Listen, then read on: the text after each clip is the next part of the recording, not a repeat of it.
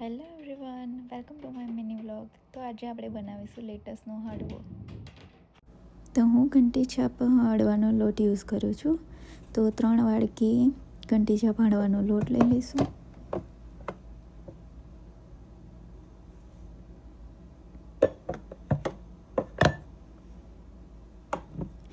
And બીજી બાજુ પાણી બોઇલ થવા મૂકી દઈશું મીડિયમ હીટ પર.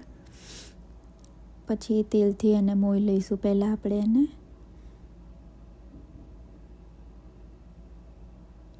તમે જોઈ શકો છો કે મેં કેટલું ઓઇલ એડ કરીને મોયો છે લોટ. તેલ થોડું વધારે હશે તો તમારું હાંડવું સોફ્ટ થશે અને તમને ખાવાની પણ મજા આવશે.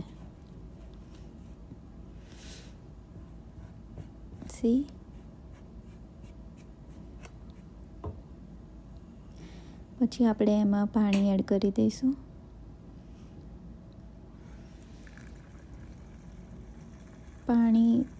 પાણી એડ કર્યા પછી મિક્સ ઇટ વેલ પ્રોપરલી. પછી કદાચ તમને લાગે કે થોડું વધારે જાડું છે તો થોડું પાણી એડ કરીને ઓવરનાઇટ માટે આપણે એને રહેવા દઈશું.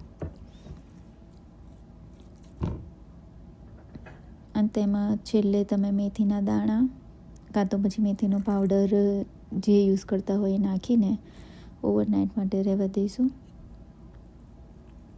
પછી તેમાં નાખવા માટે દૂધી છીણીને રેડી કરી દઈશું.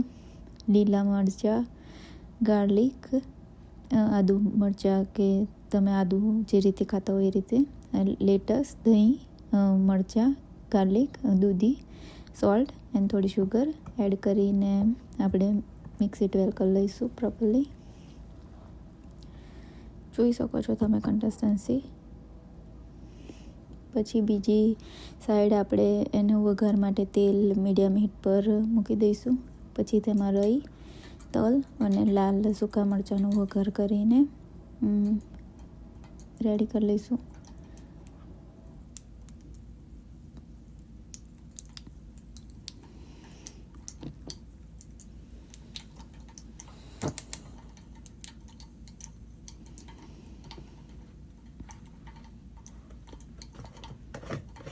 હું ઓરિજિનલ પેમનો સ્પ્રે યુઝ કરું છું.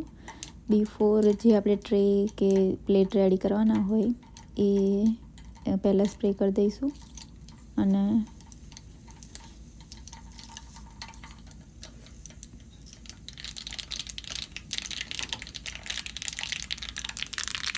પછી આપણું જે બેટર આપણે રેડી કર્યું હોય છે એમાં આપણે ખારો નાખીને પછી સ્પ્રેડ કરી દઈશું. ખારો મેં 1/4 ટેબલ સ્પૂન યુઝ કરી છે. 3 વાડકીનું માપ હતું એટલે 3 ટેબલ સ્પૂન હું જેટલો ખારો હું યુઝ કરીશ. પછી એને પ્રોપર મિક્સ કરીને પછી જે ટ્રે યુઝ કરવાની હોય એમાં સ્પ્રેડ કરી દઈશ. પછી આપણે વઘાર જે રેડી કર્યો હતો એ વઘાર સ્પ્રેડ કરી દઈશું. અને પછી 300 મીડિયમ હીટ પર હું ઓવનમાં બેક થવા માટે મૂકી દઈશ. તમે જોઈ શકો છો હાંડવો રેડી થઈ ગયો છે આપણો.